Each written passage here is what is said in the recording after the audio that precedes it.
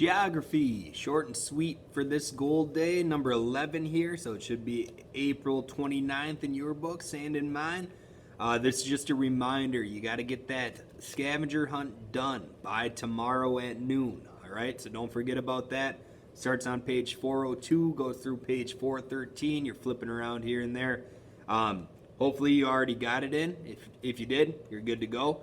If not, get working on that. Remember, by noon tomorrow, I would take attendance, and if you don't have it completely finished, then I have to mark you absent, unfortunately.